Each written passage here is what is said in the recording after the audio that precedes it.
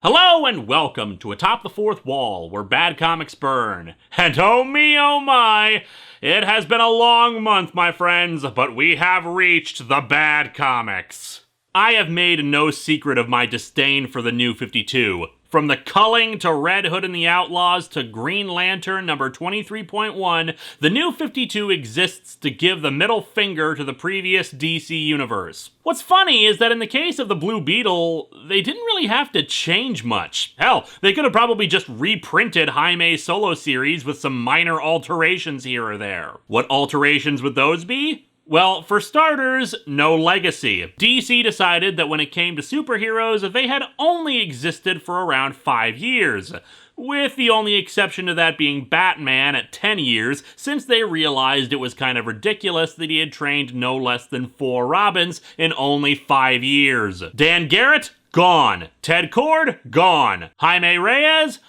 Well, that's why we're here. Reboot, baby! Let's just tell the same story over again, even though that book is only half a decade old. Continuing the grand tradition of the Blue Beetle ripping stuff off. In this case, the multiple Spider-Man movie reboots. Realistically, yeah, they weren't going to just reprint the old series, but hey, Jaime's popularity had grown since his initial series, and you can appeal to a new audience thanks to his appearances in Batman Brave and the Bold, and he was going to be appearing on Young Justice the following year. So you've got a good roadmap of what to do here. Follow the same premise, but excise references to other heroes or Infinite Crisis, maybe go a bit slower with introducing the supporting cast, but most importantly, keep that tone that made people love the original book. Ha ha ha ha ha! Nope! And I know what some people are gonna say. They're gonna say, well, you're just one of those people who doesn't like change. You think they changed it, now it sucks. Well, let's unpack that a bit, shall we? First of all, why is change inherently good anyway? The assumption is that if you're changing something, you're attempting to make it better. However, as we have seen over the course of this very retrospective, things are changed all the time, and sometimes for the worse. Sometimes changes are nonsensical or unnecessary. Sometimes the changes, in fact, create more problems than they solve. Change can be good, assuming that something needed to be changed. And I know that people are gonna say, well, you just don't like it because it's different. On the contrary, my problem is that it's not different, because Jaime's original series was different. Stories about alien armor, alien infections, or symbiotic life forms and cybernetic enhancements that turn people into uber weapons are not new ideas. It's a subgenre of its own. And because of that, it has common tropes and ideas. Tropes are not inherently bad, just recurring elements done across multiple stories. But it's easy to get bored when you see the same thing over and over. Jaime's Blue Beetle defied most of those tropes and told a story that felt unique and different. On a purely technical level, there is nothing wrong with the New 52 Blue Beetle. Slap any other names on it and it's okay. The problem is that they used Jaime Reyes and his cast of characters for it, turning something unique and awesome into something generic that betrayed the spirit of the original book. We've come a long way, my friends, from a Green Hornet ripoff to a Spider-Man ripoff, from Big Dicks to Black Beetle. Let's dig into the final part of blue skying Jaime Reyes in the New 52. Welcome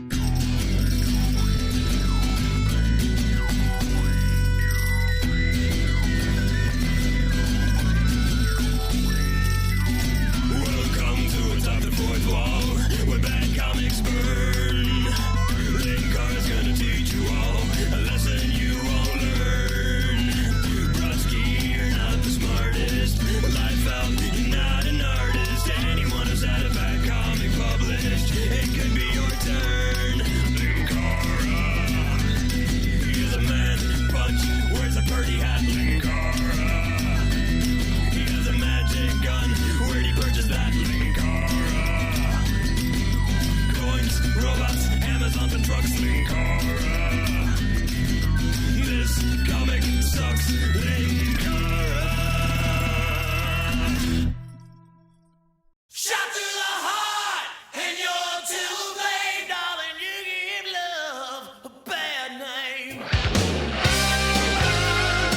let's get some positives out of the way first. The writer for the book was Tony Bedard, and it was a good choice. Bedard is not a bad writer, and he's shown in the past that he's able to balance humor and drama. His run on Exiles in particular comes to mind. Such a pity, then, that humor seems to be so thoroughly absent from this book. The first issue of the book is okay for setting up the new origin for the Scarab. It's unremarkable, but so is the original series' first issue, so I'm not holding that against it. Some issues are better than others, and for the most part, the characters do feel like themselves. It's just those moments and plot points and developments are so off that it's like a punch to the gut. Anyway, we opened the series long ago on another planet where explosions are rocking an alien city. It's coming! It's coming! Man, Black Friday starts earlier every year, doesn't it?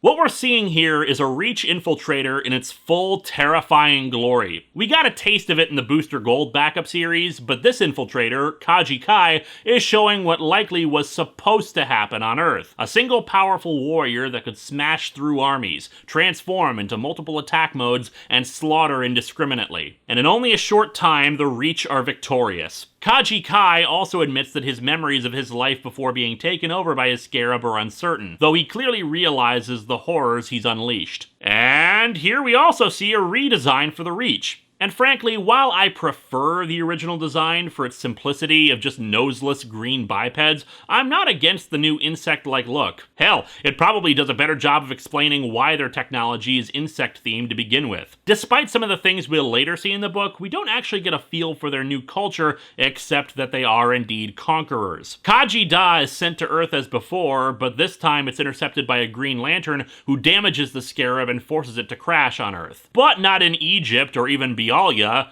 but in front of a group of Mayans. And now, in the spirit of the New 52, I must now reboot my expectations of the true enemy of the modern day. Ancient Maya!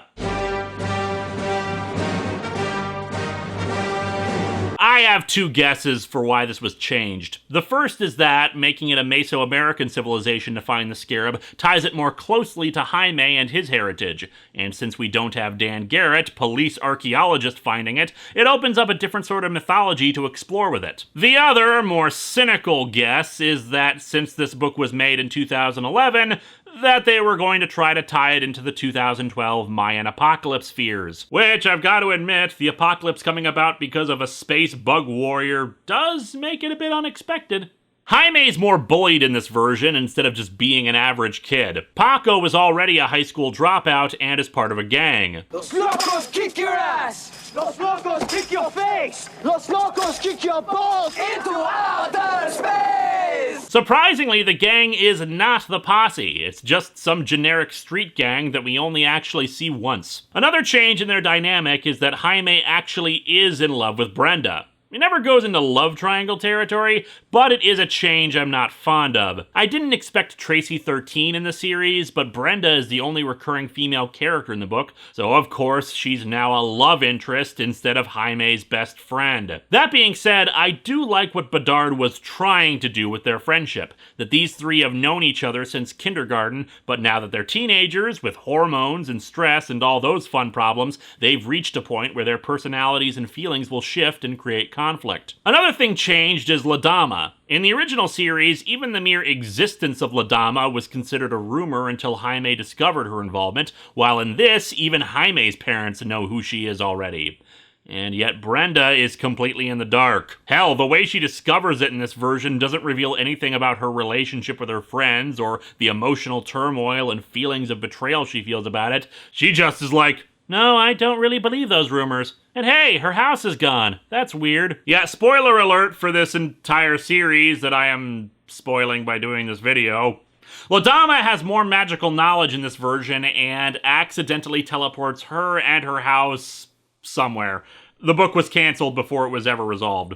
In this case, Ladama is in possession of the Scarab, but is storing it in a warehouse. However, the New 52 versions of the Brotherhood of Evil, longtime Doom Patrol and Teen Titans villains, rob the place. Conveniently, Jaime and Paco are passing by the warehouse and get embroiled in the events, the Scarab accidentally getting sent over to Jaime. A knife gets thrown into it, activating the Scarab and forming on him. We then move into issue 2, As in the original series, the dynamic between Jaime and Kajida is its desire to kill things as per its programming, but the malfunctions allowing Jaime to control it. What's different is that there's no peacemaker, thus the Scarab already knows everything about itself, and unfortunately it has much more control than before, but we'll get to that. The two goons who were chasing Jaime are confused. Who the hell is this guy? We were chasing a kid with a red backpack. Where'd he go? Asshole, you're the one who sent the knife into his back that activated the Scarab! Or are your knives like boomerangs and it went around a corner? Regardless of the reboot, Jaime is Jaime, and his first priority is protecting his friends, so he flies Paco out of there and ends up in front of Ladama's place to see Brenda. And it's here where we get the first major change from the original series. The Scarab refuses to let him tell anyone that he's the Blue Beetle. If he tries to tell, despite the Scarab's objections, the Scarab is able to make him so nauseous that he throws up. And isn't that a pleasant image to attract new readers, right? But yeah, skipping ahead a little, but every time he tries to tell people the truth, that's what happens. The only reason Paco and Brenda do find out, assuming they do, it's not entirely clear at the end of the book if they know, is purely by accident, and the Scarab wants to kill them for it. And this is just mind-boggling. What the hell does the Infiltrator care if people know? From what we've seen before, the Scarab is supposed to be able to fully control his actions. So why would it be programmed with the need to keep the host from revealing information if it's just going to control what he says and does? In issue 3, he has to force the Scarab to retract even away from people, so I get the impression that he's not supposed to be able to do that. And even if it was just a matter of, well, because it doesn't have full control, it wants to keep a lower profile, what does it matter anyway? The Scarab sees Jaime's real life as unimportant. It doesn't understand family or friends, and has no regard for human life. It just wants him to get on with the mission.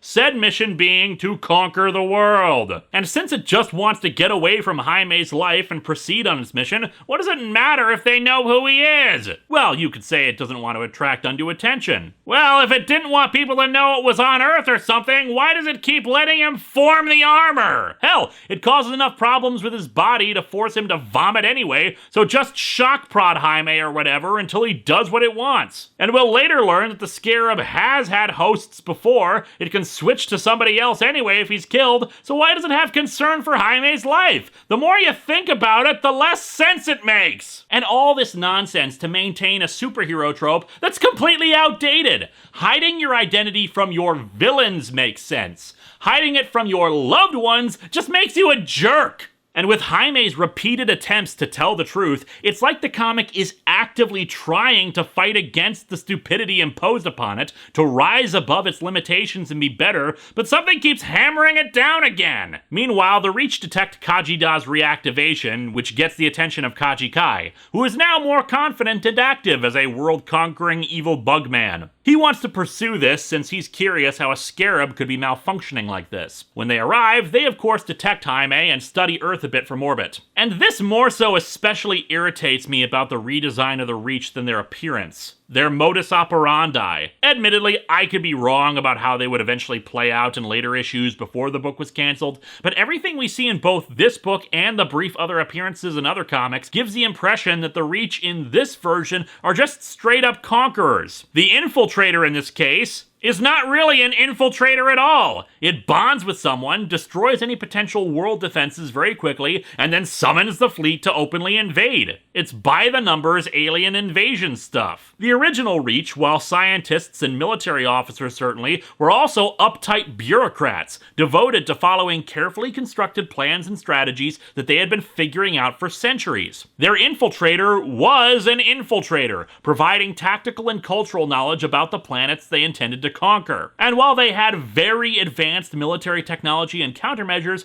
open warfare was something that gave them pause, especially on Earth given the sheer number of superheroes. Here, though, the presence of superheroes is shrugged off, even mentioning that Kaji Kai's home planet had superheroes, and they posed no threat to him. Again, there's nothing inherently wrong with this approach to them, but in doing so, they took something that was more interesting and much more cunning and devious, and turned them into old movie serial villains, twirling their mustaches and shaking their fists at Flash Beetle, champion of the universe. Issue 4 is where I originally stopped reading the book, and for good reason. After several more instances of Jaime being unable to admit his identity and dealing with generic bully crap, Paco spots him without his helmet on, and the Scarab stabs him through the heart. I think we've moved on from total eclipse of the heart to shot through the heart and you're to blame. But yeah, that was the final straw for me. I actually did think that they were going to kill off Paco to maintain the whole secret identity crap,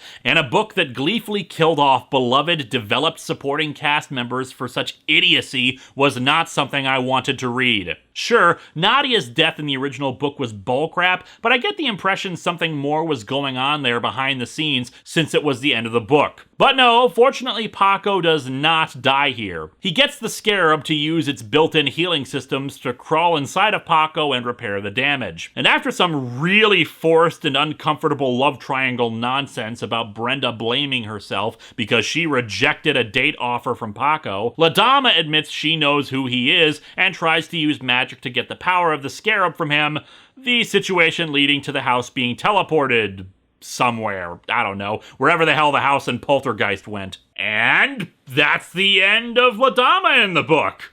I mean, they probably intended to bring her back, but nope!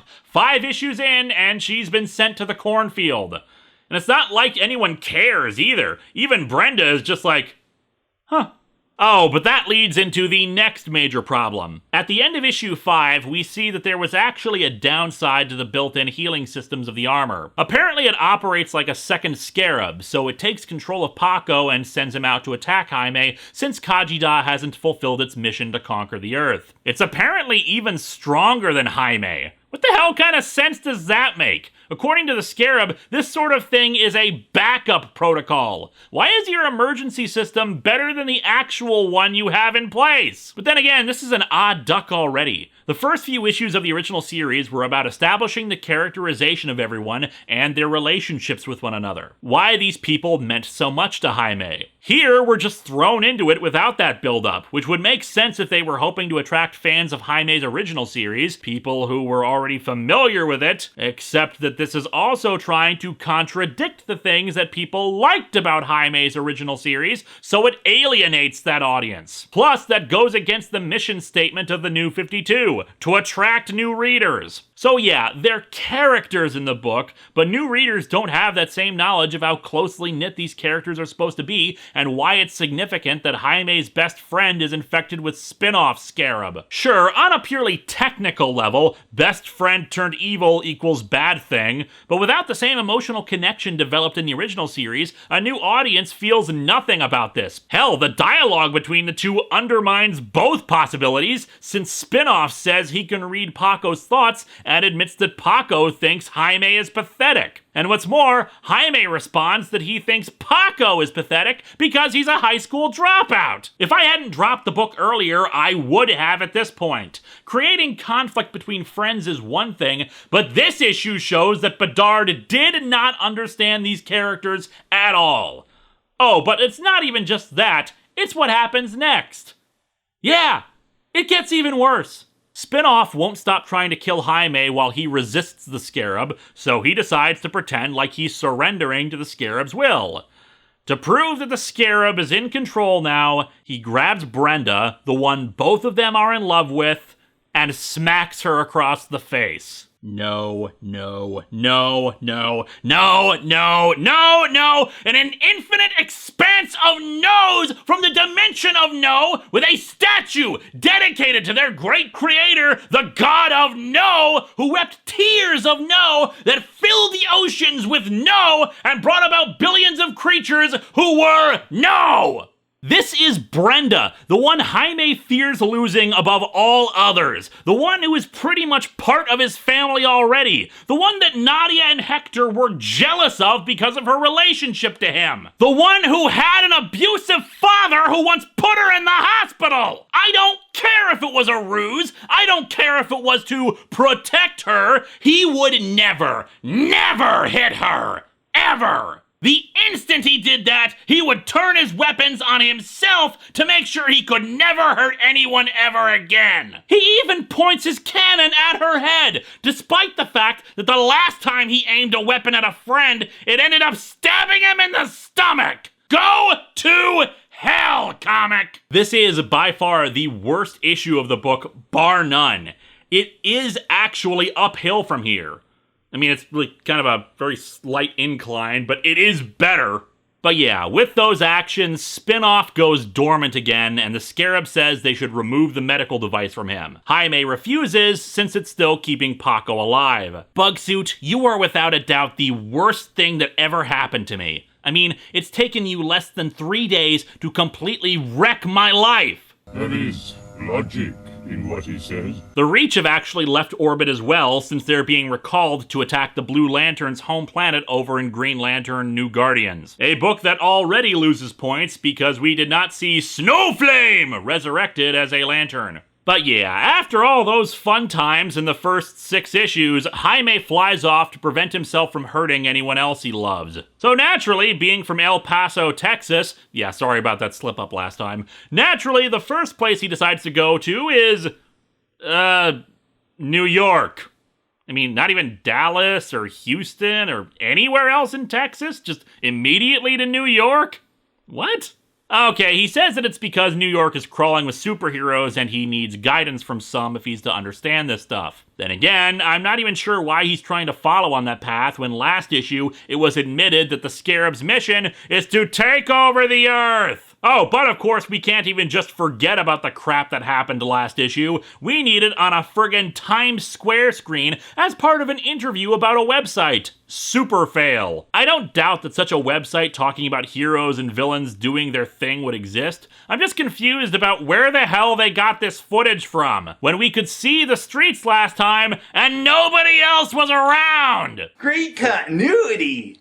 But whatever, this is a subplot that goes nowhere. Both this and the next issue are about Jaime running into a supervillain called Stopwatch, a guy whose body is in perpetual temporal stasis due to his time travel experiments kind of, well, blowing up in his face and fusing his body with a bunch of shrapnel at the time of the explosion. Oh, so that's how solidified time works. The guy is working out of the top floor of a shelter for runaways, so Jaime's investigations lead him there, where he can conveniently blend in since, you know, he's currently a runaway. Unfortunately, the guy running the runaway shelter is also working for Stopwatch, so that sucks. I'll get into that more a little later, but the point here is that Stopwatch is hoping to finish his time travel experiments so he can go back in time and undo the accident that occurred to him. Of course, neither Jaime nor the Scarab believe in the guy, who has accidentally killed several runaways who started working for him, so they fight, he runs away, and is never seen again. We hope you've enjoyed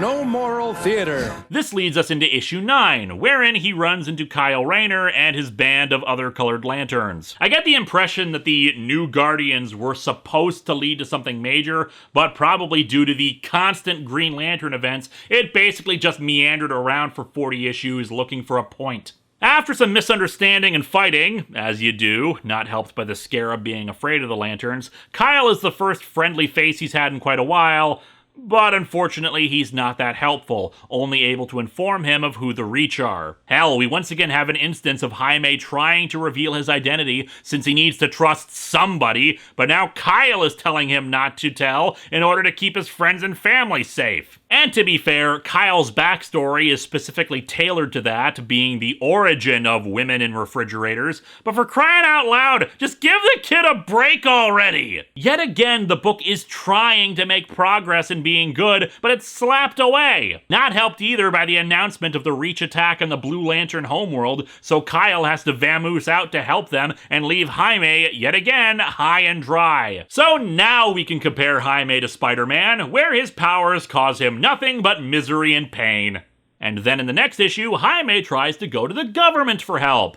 Although, of course, it's the government. Of course it wasn't going to be helpful. And to make matters worse, in the New 52, the Department of Extra-Normal Operations is still run by Director Bones, whom you might recall from way back in the Titans retrospective as the douchebag who had a cunning plan to get back a bunch of superpowered kids that he evidently never implemented because they came back for entirely different reasons. He gets Jaime strung up, tortured, and experimented on, even telling him he's property simply because his gut tells him Jaime is a bad seed. A pretty impressive feeling for you to have, Director, considering you are literally a walking skeleton with no organs. You know what I'm reminded of? There's this Star Trek Voyager episode called Course Oblivion. Long story short, the episode is about a cloned crew that thinks they're the original crew, and eventually they start dying. Every attempt to save themselves fails, and they all eventually die without even the original crew meeting them and learning their stories.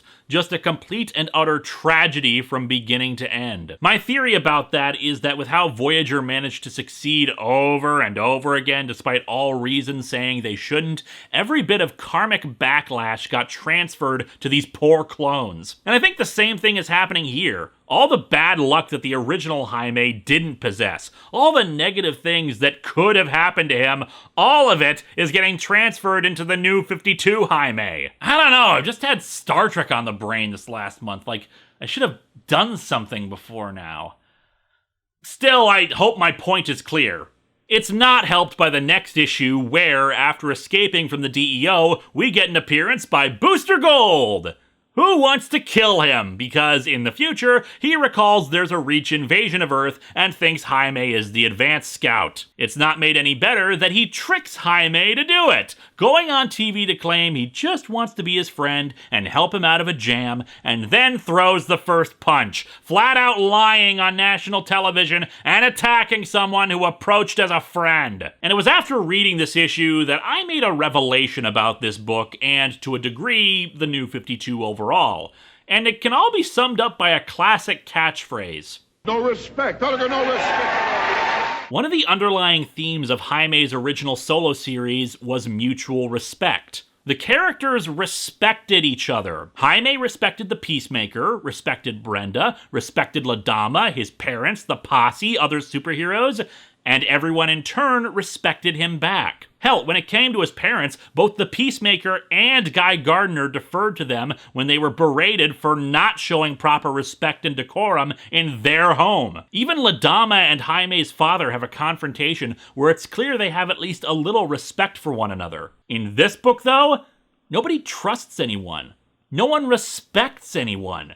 They lie, attack, assume, and show nothing but disdain for the other over and over and over. And when a character does show respect and trust, they're met with betrayal and aggression. From Booster Gold to the DEO to La Dama to the owner of the runaway shelter to even Kyle at 1 or 2 points. Nobody trusts anybody now. We're all very tired. You got that right, McCready. It's so very tiresome. You just pile so much on the kid, and it's exhausting for the readers, too. He needs a break. Someone who won't try to shoot him in the back. Fortunately, that salvation comes from Fat Grandma! My God, this is the darkest timeline!